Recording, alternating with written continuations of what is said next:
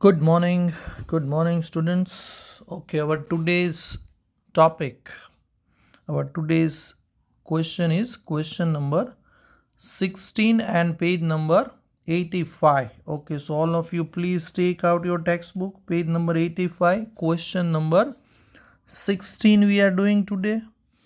Okay, student, this sum is of fluctuating capital system. Okay, so we need not to prepare current account. Okay, so this is a normal sum. Instead of current account we will prepare capital account. Okay, so total 5 accounts we are supposed to prepare in this sum. Number 1, a trading account. Number 2, profit and loss account. Number 3, profit and loss appropriation account, then capital account, and in last balance sheet. Okay, now student, let's start with capital account. There are two partners, Neela and Sheila. Okay, now I told you earlier that whenever you start the sum, you should start with capital and drawings. Okay, so let's write down, student. There is no current account in this sum, so we have to write capital and drawings. Student, if there is a current account, if there is a current account, then capital is directly written in balance sheet. But here we don't have to prepare current account, student. Capital is fluctuating. Okay, so addition and subtraction is allowed in capital. So capital should be written in capital account. Okay, so credit side we will write capital and debit side we will write drawings. Yes, so capital of Neela and Sheila I have written, student, on credit side. You can check your question, trial balance, the very first entry. And on debit side I have written drawings. Clear? Drawings are given on the debit side of trial balance. So I have copied from them. Okay, now let's start with all adjustments, student. Capital and drawings we have written. Now let's start with adjustment number 1. Adjustment number 1 belongs to, it is related to closing stock, student. Closing stock is of 1,10,000, but its market value is 20% more. Okay, now you know very well, student, that we cannot increase the value of closing stock. So we will take this value only, that is 1,10,000. Okay, now where do we write closing stock, student? Yes, the first effect will be on the credit side of trading account, and the second effect in balance sheet. Closing stock is a current asset, student. So see, I have written below the heading of current account, closing stock. It is very simple adjustment, student. Closing stock you know very well. Adjustment number 2 now, student. Adjustment number 2 is interest on capital, and adjustment number 3 is interest on drawing. So let's record both of them. Okay, now student, interest on capital is recorded in capital account. So let's go on the page of capital account. Here it is, student. Okay, interest on capital is 6%, student. Okay, so let's give interest on capital to both the partners. કેપિટલની નીચે જ interest on capital આવે student, બરોબર? તો ક્રેડિટમાં capital છે તો ત્યાં જ લખી નાખીએ આપણે interest on capital. Yes, Neela will get 6,000 and Sheila will get 3,000. And at the same time, student, I have also recorded adjustment number 3. In adjustment number 3, interest on drawings are given, and it is readily given, student. You don't have to count. The amount is readily given. So directly you can copy it. 900 for Sheila and 600 for 900 for Neela and 600 for other partner Sheila. Okay, now interest on capital and drawings both I have recorded, student, but every adjustment has two effects, student. So second effect we are supposed to give now. Yes, second effect will be in profit and loss appropriation account, student, but it will be on opposite side. Clear? Interest on capital here we have credited, but in P&L appro we have to write on opposite side, debit side. Okay, so interest on capital account માં ભલે credit side લખ્યું હોય આપણે, પણ profit and loss એપ્રોમાં આપણે debit side લખવું પડે, opposite side. અને ઇન્ટરેસ્ટ ઓન ડ્રોઈંગ જે અહીંયા આપણે ડેબિટ લખ્યું છે એ એપ્રોમાં ક્રેડિટમાં રેકોર્ડ થશે. બરાબર. કેપિટલ અકાઉન્ટમાં જે એન્ટ્રી થાય એ જનરલી P&L એપ્રોમાં ઓપોઝિટ સાઇડ થતી હોય છે, કારણ કે પાર્ટનર માટે જે ઇન્કમ છે એ ફર્મ માટે એક્સપેન્સ થઈ જાય. ચાલો તો P&L એપ્રોના પેજ ઉપર આપણે આવી ગયા student. Yes, here it is interest on capital on left side and interest on drawing on right side. Okay, so now next adjustment is very simple. It is of bad debt reserve on debtors. We have to provide 5% bad debt reserve on debtors, student. Okay, now debtors are given in the trial balance. You can see the third entry. Student, debtors are also known as customers. Clear? So here customers and suppliers are written. Customers means debtors, and debtors are always on the debit side. So customers are 90,000 here. So let's go on the page of balance sheet. Just below the closing stock, you can check I have written debtors, student. In trial balance, they have used the word customers. Customers are known as debtors. Okay, so debtors are 90,000 and out of debtors 5% bad debt reserve. Now bad debt reserve is deducted from debtors, you know very well, students. So let's deduct. 5% of 90,000 is 4,500. So in outer column it will be 85,500. Okay, now every adjustment has two effect. Okay, so second effect of this bad debt reserve will be given on the debit side of profit and loss account. We have to prepare one format, if you remember, student, TAAT format. Okay, so here it is, student. Bad debt as per trial balance plus bad debt as per adjustment plus bad debt reserve as per adjustment and minus bad debt reserve as per trial balance. ચલો તો આ બીજી ઇફેક્ટમાં આપણે TAAT format બનાવી નાખીએ. Student, bad debt reserve trial બેલેન્સની છેલ્લે આપણે માઇનસ કરી છે, પણ એ તમારે જો ત્યાં માઇનસ ન કરવી હોય સ્ટુડન્ટ તો તમે ક્રેડિટ સાઇડ બી બતાવી શકો છો. બરોબર, બેમાં આન્સર સેમ આવશે. ચલો તો હવે આ બધી અમાઉન્ટ ગોતી કાઢીએ સ્ટુડન્ટ. ચાલો મેં આ અમાઉન્ટ બધી ફાઇન્ડ કરીને અહીંયા લખી નાખી છે સ્ટુડન્ટ. ટ્રાયલ બેલેન્સ એડજસ્ટમેન્ટમાં બેડ ડેટ નથી એટલે એમાં ડેશ લખ્યો છે, બાકી ત્રણેય વેલ્યુ આપેલી છે. ચાલો તો આઉટર કોલમમાં એનો આન્સર આવી ગયો 3600. Okay, so student, adjustment number 4 is over now. Adjustment number 5. Adjustment number 5 is outstanding rent and outstanding salary. Okay, so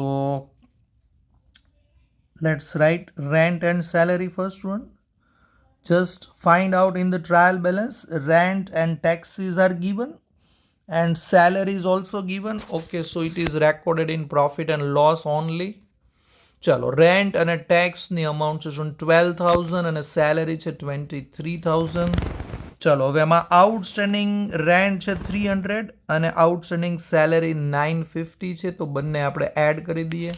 ચાલો તો ટેક્સ રેન્ટમાં મેં રેન્ટ એડ કરી દીધું અને સેલેરીમાં આઉટસ્ટેન્ડિંગ સેલેરી એડ કરી દીધી સ્ટુડન્ટ.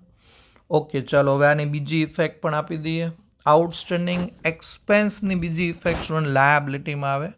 ચલો તો બેલેન્સ શીટમાં લાયબિલિટી સાઇડ જો લેફ્ટ સાઇડ મેં હાઇલાઇટ કરેલું છે, outstanding rent 300 and outstanding salary 950.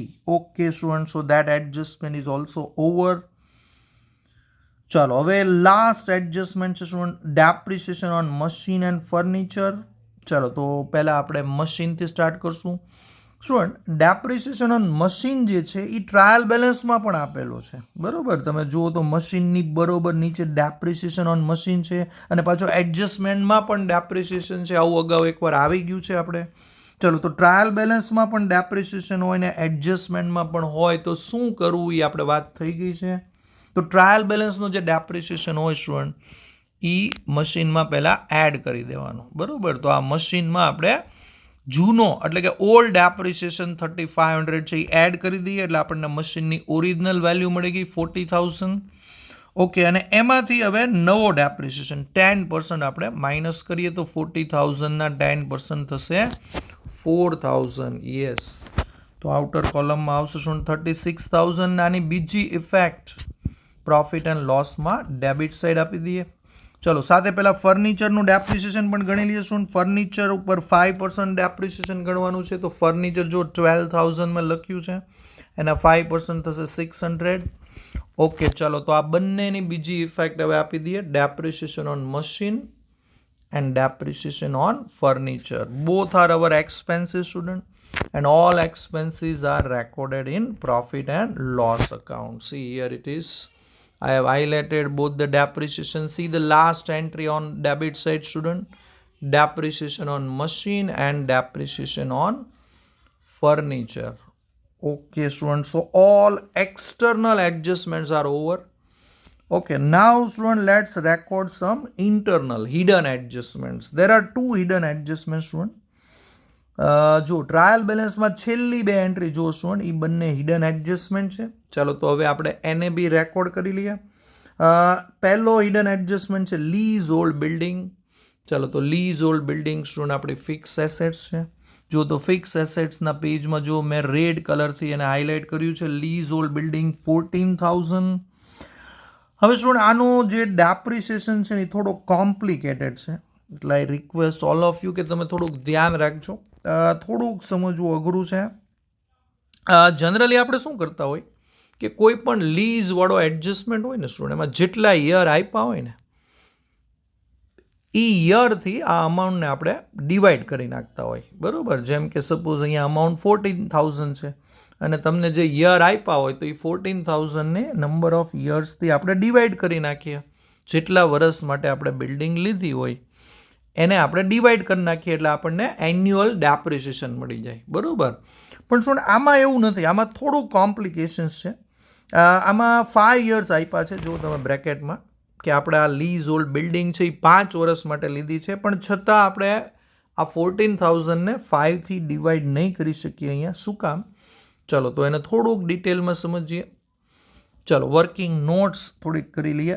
અહીંયા ક્વેશ્ચન જો આ રીતે છે સ્ટુડન્ટ, આપણે લીઝ ઓલ્ડ બિલ્ડિંગ જે છે ને એ 2014માં લીધી હતી, બરાબર. 1 ઓક્ટોબર 2014માં લીધી હતી અને 5 વર્ષ માટે લીધી હતી, બરાબર. પણ સ્ટુડન્ટ પ્રોબ્લેમ એ છે કે આપણું જે ફાઇનાન્શિયલ યર છે, એટલે આપણે જે ફાઇનલ અકાઉન્ટ બનાવીએ છીએ અત્યારે એ 2017માં બનાવીએ છીએ, બરાબર. આપણું જો તમે ક્વેશ્ચન જુઓ ટ્રાયલ બેલેન્સમાં ઉપર જો ડેટ આપી છે સ્ટુડન્ટ, એ ડેટ છે 31 માર્ચ 2017. ઓકે, એટલે એનો મતલબ એ થયો કે આ બિલ્ડિંગ આપણે આ વર્ષે નથી લીધી સ્ટુડન્ટ, એટલે આપણું કરંટ યર જે છે એમાં નથી લીધી, પણ થોડાક વર્ષ પહેલાં લીધી છે, બરાબર. ઓકે, એટલે હવે આપણે કેટલા વર્ષ બાકી રહ્યા છે એ જોવાનું છે. આપણે બિલ્ડિંગ લીધી હતી 5 વર્ષ માટે, પણ 5માંથી થોડાક વર્ષ વયા ગયા છે સ્ટુડન્ટ, પાસ થઈ ગયા છે. ઓકે, તો હવે જે વર્ષ વધ્યા હોય ને એની ઉપર જ ડેપ્રિસિએશન આપણે ગણવાનું. કઈ રીતે જો થોડુંક વધારે સમજીએ. જુઓ સ્ટુડન્ટ 1/10/2014 ઓક્ટોબર 2014થી આ બિલ્ડિંગ આપણે લીધી, એટલે ત્યારથી ડેપ્રિસિએશન ગણવાનું સ્ટાર્ટ થશે. અને અત્યારે આપણું યર જો ક્યુ છે, અત્યારે આપણે ફાઇનલ અકાઉન્ટ બનાવીએ છીએ 31 માર્ચ 2017માં. ચાલો આ ટ્રાયલ બેલેન્સમાં સ્ટુડન્ટ 14,000 અમાઉન્ટ આપી છે. ઓકે, એટલે આપણી પાસે જે બિલ્ડિંગ છે એની અમાઉન્ટ 14,000 છે. પણ સ્ટુડન્ટ તમને ખબર હોવી જોઈએ કે ટ્રાયલ બેલેન્સમાં જે વેલ્યુ આપી હોય ને એ વર્ષની શરૂઆતની વેલ્યુ હોય, બરાબર. જ્યારે આપણે ટ્રાયલ બેલેન્સ બનાવ્યું હોય at the end of the year, final account આપણે at the end of the year બનાવતા હોય, પણ ટ્રાયલ બેલેન્સમાં જે વેલ્યુ આપી હોય ને સ્ટુડન્ટ એ ગયા વર્ષની હોય, એટલે કે 1 વર્ષ પહેલાંની વેલ્યુ હોય. ઓકે, એટલે અહીંયા 2017 જે લખ્યું છે 31/3/2017 એની આ વેલ્યુ નથી. આ 14,000 છે ને એ ગયા વર્ષની જે બેલેન્સ શીટ હોય ને એમાંથી આપણે પિકઅપ કરી હોય. ઓકે, એટલે 1 વર્ષ, એટલે આજે 2017 છે એ કાઢીને એની જગ્યાએ આપણે કરી નાખીએ 16. ઓકે, એટલે આ જે વેલ્યુ છે તમને ટ્રાયલ બેલેન્સમાં જે બિલ્ડિંગની વેલ્યુ આપી છે સ્ટુડન્ટ એ વર્ષની શરૂઆતની વેલ્યુ છે અથવા તો ગયા વર્ષની વેલ્યુ છે, એટલે 2017 કાઢીને એની જગ્યાએ મેં 16 કરી નાખ્યું. ચલો તો હવે આ ગેપ જુઓ સ્ટુડન્ટ, 1 ઓક્ટોબર 2014માં આપણે આ બિલ્ડિંગ લીધી અને 31 માર્ચ 2016 સુધીનો ડેપ્રિસિએશન આપણે ઓલરેડી ગણી નાખ્યો છે, એટલે આ વેલ્યુ જે છે એ 2016ની છે. ચલો તો કેટલા વર્ષ પસાર થઈ ગયા જુઓ તો યસ 1.5 years, દોઢ વર્ષ સ્ટુડન્ટ ગણો તમે. 2014 ઓક્ટોબરથી ગણો તો પહેલાં તો માર્ચ 2015 સુધી 6 મહિના થાય અને પછી માર્ચ 2016માં બીજું 1 વર્ષ. ઓકે, તો ટોટલ 1.5 દોઢ વર્ષ સ્ટુડન્ટ પસાર થઈ ગયું છે. ઓકે, ચાલો તો આપણે કેટલા વર્ષ માટે આ બિલ્ડિંગ લીધી હતી? યસ 5 years માટે. બરાબર, ટોટલ 5 વર્ષ માટે આ બિલ્ડિંગ લીધી હતી, પણ એમાંથી દોઢ વર્ષ જેટલો સમય ઓલરેડી પાસ થઈ ગયો છે. ઓકે, તો હવે હજી કેટલા વર્ષ સુધી આપણે આ બિલ્ડિંગ વાપરવાના છીએ? Yes 3.5 student. 3.5 વર્ષ હજી બાકી છે. 5 વર્ષમાંથી દોઢ વર્ષ વયું ગયું સ્ટુડન્ટ, તો 3.5 વર્ષ હજી બાકી રહ્યા છે. બરોબર, તો પછી આ જે લીઝ હોલ્ડ બિલ્ડિંગ છે 14,000 એ હજી આપણે 3.5 વર્ષ સુધી વાપરશું, તો 1 વર્ષનો ડેપ્રિસિએશન કેટલો આવે? બસ, તો આ 14,000 ને 3.5 થી ડિવાઈડ કરો student. Yes 14,000 divided by 3.5. Yes, તો તમારો એન્યુઅલ ડેપ્રિસિએશન આવશે 4,000. થોડુંક કોમ્પ્લિકેટેડ છે સ્ટુડન્ટ. બરોબર, અત્યાર સુધી ઇઝી આપણે એટલા માટે લાગતું હતું કે દર વખતે લીઝમાં આપણે શું કરતા હતા, જે યર આપ્યા હોય એનાથી સીધું ડિવાઈડ જ કરી નાખતા હતા. શું કામ? કારણ કે આપણે જે આપણું ફાઇનલ અકાઉન્ટનું યર હોય એ જ યરમાં આપણે એસેટ્સ ખરીદી કરતા હતા, પણ આમાં એવું નથી. ઓલરેડી દોઢ વર્ષ પહેલાં આપણે ખરીદી કરી લીધી છે, એટલે દોઢ વર્ષનો ડેપ્રિસિએશન ઓલરેડી માઇનસ થઈ ગયો છે સ્ટુડન્ટ, એટલે એ આપણે ન ગણાય. હવે જે વર્ષ બાકી રહ્યા છે એની ઉપરથી આપણને ખબર પડશે કે આની ઉપર કેટલો ડેપ્રિસિએશન લાગે. બસ, તો આ 4,000 સ્ટુડન્ટ માઇનસ કરી નાખીએ. લીઝ હોલ્ડ બિલ્ડિંગ જો 14,000, એમાંથી આ 4,000 માઇનસ કરો એટલે બહાર આવશે 10,000. ને આની બીજી ઇફેક્ટ આપી દો પ્રોફિટ એન્ડ લોસમાં ડેબિટ સાઇડ. જો મેં અહીંયા રેડ ફોન્ટથી હાઇલાઇટ કર્યું છે, two return of lease. Okay student, ચાલો તો આ એક હિડન એડજસ્ટમેન્ટ પૂરો થયો. હવે એક છેલ્લો હિડન એડજસ્ટમેન્ટ છે 8% લીલાઝ લોન. સ્ટુડન્ટ, લીલા એ પાર્ટનર નથી, કોઈ બહારની પાર્ટી છે. લીલા પાસેથી આપણે લોન લીધી છે સ્ટુડન્ટ 8% ઇન્ટરેસ્ટનો રેટ ઉપર, અને લોનની ડેટ છે 1/11/2016. ઓકે, નવેમ્બરમાં લોન લીધી છે સ્ટુડન્ટ, એટલે 5 મહિનાનું ઇન્ટરેસ્ટ ભરવું પડશે આપણે. ચાલો પહેલાં લોન લાયાબિલિટીમાં લખી નાખીએ. ચાલો તો બેલેન્સ શીટના પેજ ઉપર આપણે આવી ગયા સ્ટુડન્ટ. લાયાબિલિટીમાં જુઓ 8% લીલાઝ લોન 30,000 1/11/2016. ચાલો હવે આના 8% કાઢો સ્ટુડન્ટ, તો 2,400 આવે આખા વર્ષનું વ્યાજ, એટલે 1 મહિનાનું 200 થયું સ્ટુડન્ટ.